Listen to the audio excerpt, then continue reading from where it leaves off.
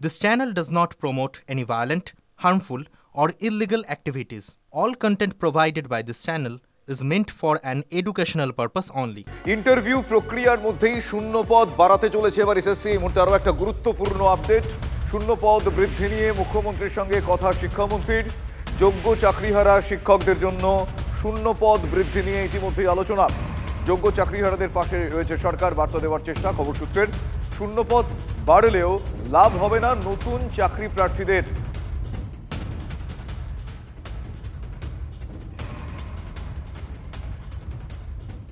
আমার সঙ্গে মুখ্যমন্ত্রীর ভ্যাকেন্সি বাড়ানো নিয়ে একটা নিশ্চয়ই আলোচনা হয়েছে, কিন্তু সেটা যতক্ষণ না কোনো প্রসেস শেষ হচ্ছে এই নিয়ে কোনো আইনিভাবে কোনো পাকাপোক্ত কোনো কথা আমি এখানে বলতে পারি না। এটা যতক্ষণ পুরো প্রসেস শেষ হবে আমরা পুরো দেখব যে যোগ্য সত্যিই কেউ বাদ গেলেন কি না, কতজন এখনও আমরা জানি না। এখন এরপর 9-10-এর রেজাল্ট বেরোবে। যোগ্য এই পুরো প্রসেস শেষ হওয়ার পর যোগ্য যদি কেউ বাদ যান তাদের ক্ষেত্রে আমি তো বারবার বলছি সরকার সহানুভূতিশীল, এবং মুখ্যমন্ত্রীর সঙ্গে আমার ভ্যাকেন্সি বাড়ানোর একটা প্রাথমিক পর্যায়ে কথা হয়েছে, কিন্তু সেটা যতক্ষণ আমরা আইনি পরামর্শ পাচ্ছি ততক্ষণ এটা নিয়ে আমরা কোনো পাকাপোক্ত কথা বলতে পারি না। 2011 সালের পর থেকে কোন কাজটা আইনি সঙ্গত হয়েছে? এরা বেআইনি কাজ করতে অভ্যস্ত এবং পারদর্শী। এখন যদি বলে আমি শূন্য পদ বাড়াবো, এরা কি মনে করেছে কি জনগণের পয়সার উপর নিজেদের নৃত্য ওরা করে বেড়াবেন?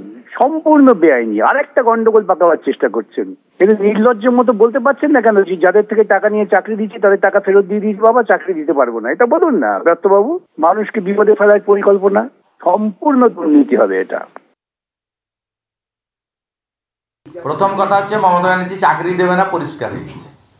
7 লক্ষ ফ্রেশার যারা পরীক্ষায় দিয়েছিল তাদের টাকা ফেরত দিন।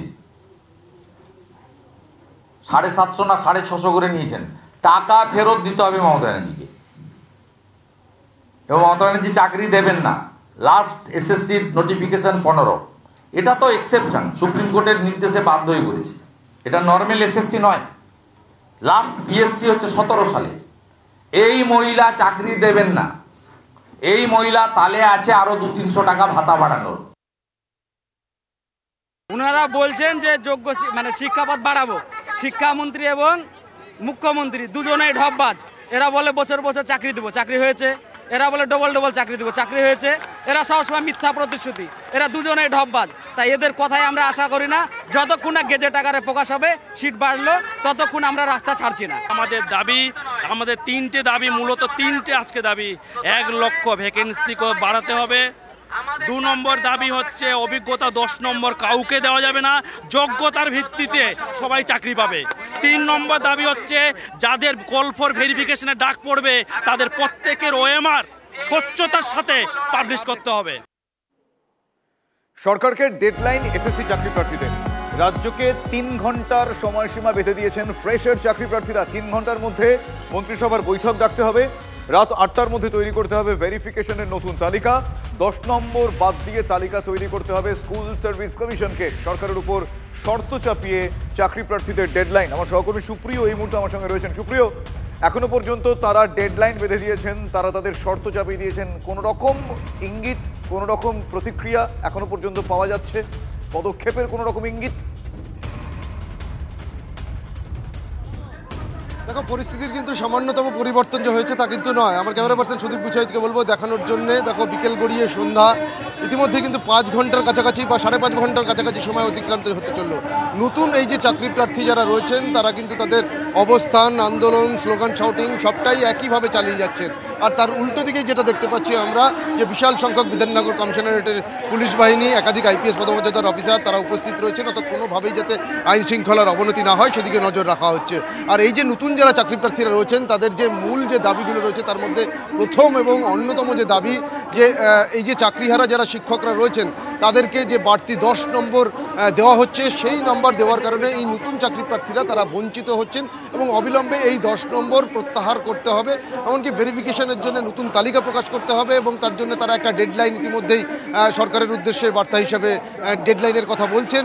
কিন্তু এসএসসি চেয়ারম্যান থেকে শুরু করে এখনও পর্যন্ত তারা ডেপুটেশন জমা দেওয়ার বিষয়ে বলেছিলেন, কিন্তু কোনো রকম সময় না পাওয়ার জন্য তারা সেই ডেপুটেশন এখনও পর্যন্ত দিতে পারেননি। এবং এখন তারা যেটা দাবি করছেন, তাদের দাবি যতক্ষণ না পর্যন্ত পূরণ হচ্ছে হচ্ছে ততক্ষণ পর্যন্ত তারা কিন্তু এই রাজপথেই থাকবেন, প্রয়োজনে তারা আজ রাতভর রাস্তাতে থাকবেন।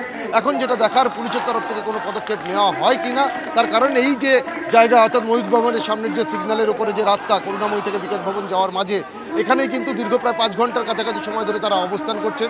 পুলিশের তরফ থেকে এখান থেকে একটুও সামনের দিকে এগোতে দেওয়া হচ্ছে না বা দেওয়া হবে না, তার কারণ তাদের এই মিছিলের কোনো রকম অনুমতিও নেই, এমনটাও কিন্তু পুলিশের তরফ থেকে আমরা সূত্র মারফত এই মুহূর্তে যারা সেখানে আন্দোলনে আছেন তাদের কারোর সঙ্গে এই মুহূর্তে কথা বলা সম্ভব?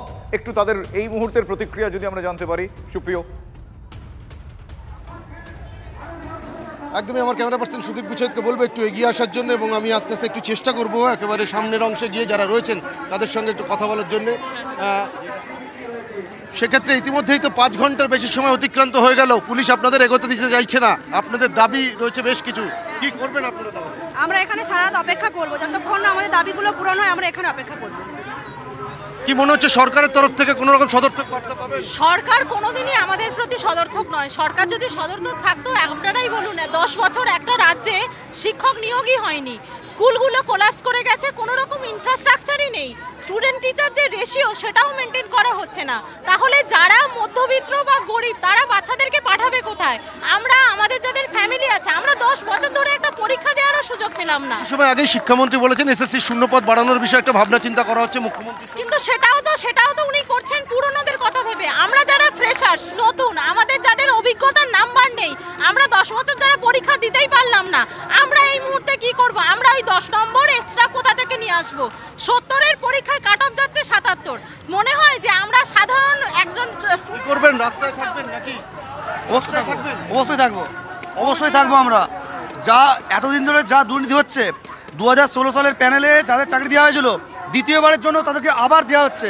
তাহলে আমরা যারা ফ্রেশার্স তারা 10 বছর ধরে আমরা ওয়েট করে আছি একটা পরীক্ষার জন্য, তাহলে সেই একই রকমভাবে যে রকমভাবে 2016 সালে দুর্নীতি হয়েছিল ঠিক একই রকমভাবে আবার 2025 সালে আবার দুর্নীতি হচ্ছে। তাহলে আমরা ফ্রেশার্স যাবো কোথায়? মুখ্যমন্ত্রী তার কাছে কোনো জবাব নেই, শিক্ষামন্ত্রী তার কাছে জবাব নেই, চেয়ারম্যানের কাছে জবাব নেই, তাহলে আমরা যাবো কোথায়? চেয়ারম্যানের সঙ্গে তো দেখা করতে চাইছেন আপনারা, এখনো তো সময় পাননি। চেয়ারম্যানের কাছে আমরা বিগত অনেক 10 বছর ধরে ডেপুটেশন দিয়ে আসছি, চেয়ারম্যান সেই ডেপুটেশনগুলো নেন, আমাদের কিছু আশ্বাস দেন, পুরো দিয়ে আমাদের ললিপপ ধরিয়ে দিয়েছে। আজকের আমরা চেয়ারম্যানের সঙ্গে দেখা করতে চাইছি না, আমরা শিক্ষামন্ত্রীর সঙ্গে দেখা করতে চাইছি, উনি আসুন আমাদের সাথে কথা বলুন, কারণ আমরা যারা ফ্রেশার্স এবং বঞ্চিত 10 বছর ধরে, আমরা কোথায় যাব সেটা ওদেরকে বলে দিন। আমরা যে এই রাস্তায় দাঁড়িয়ে আছি, বুঝতেই পারছো যে কোনো রকম চেয়ারম্যান নয়, একেবারে সরাসরি শিক্ষামন্ত্রীর সঙ্গে দেখা করতে চাইছেন এই নতুন যারা চাকরি প্রার্থীরা রয়েছেন, যারা এই মুহূর্তে আন্দোলনে সামিল হয়েছেন, এবং সেক্ষেত্রে তাদের কিন্তু যে বক্তব্য সুনির্দিষ্টভাবে যে তারা কিন্তু এই রাজপথ থেকে সরবেন না, তাদের দাবি দেওয়া যতক্ষণ না পর্যন্ত পূরণ হচ্ছে। ধন্যবাদ সুপ্রিয়। এক্সপিরিয়েন্সের জন্য যদি আপনি 10 নম্বর 2016-র ক্যান্ডিডেটকে দিচ্ছেন, তাহলে তাদের পরীক্ষাটা আপনার আলাদা নেওয়া উচিত ছিল। আর যারা নতুন ক্যান্ডিডেট, যাদেরকে আপনি 10 নম্বর তারা শুরু থেকেই পিছিয়ে রয়েছে, তাদের পরীক্ষাটা আপনার আলাদা নেওয়া উচিত ছিল। আপনি বরাবরই তাই করেছেন, আপনি সবসময় 2 গোষ্ঠীর মধ্যে আপনি লড়াই লাগিয়ে দিয়েছেন। যখন ডিএ মামলা হলো, সবাই ডিএ চাইছে, তখন আপনি বললেন কুকুরের মতো ভৌ ভৌ করবেন না। আর গরিব মানুষের কাছ থেকে টাকা নিয়ে কি আপনাদের দেওয়া হবে? এই তো আপনি করছেন। গরিব মানুষের ছেলে মেয়েরা যারা যোগ্য তাদেরকে আপনি কিছুতেই চাকরিটা দেবেন না। আপনি আমাদের কোমর ভেঙে দিয়েছেন, বাঙালির শিরদাঁড়া ভেঙে দিয়েছেন। চাকরি প্রার্থীরা যে দাবি করছেন তাতে বোঝা যাচ্ছে যে তাদের মধ্যে ক্ষোভ এবং ঘৃণা কত বেশি।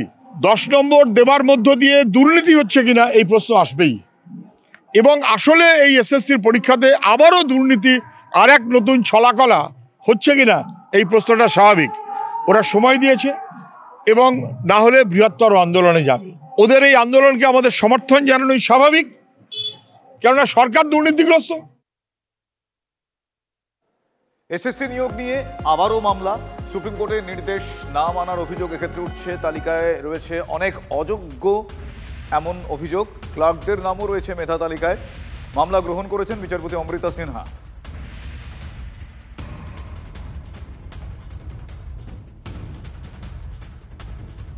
এসএসসির এই প্রাথমিক ইন্টারভিউ তালিকায় একাধিক গড়মিলের অভিযোগ উঠছে। গড়মিলের অভিযোগ প্রমাণিত হলে পদক্ষেপের আশ্বাস দিয়েছে শিক্ষা দফতর।